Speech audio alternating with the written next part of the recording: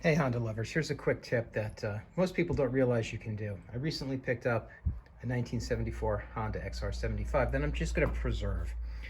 And I want it running, right? And it runs, but it seems starved for fuel. And when I took a look at it, I realized it has this petcock that exits vertically. And originally the bike had a horizontal exit. And if you take a look at this, you can see that this petcock has both, but it's configured to work in the downward mode. And what happens is with that exiting downward, and the previous owner had a fuel filter on there, the fuel line ends up lower than the bottom of the carburetor bowl. It doesn't work well. Well, the bottom line is you can pop that ball right out of there and pull out the spigot and reconfigure it. And of course, as luck would have it, that's not going to come out. So let me just show you how to do that.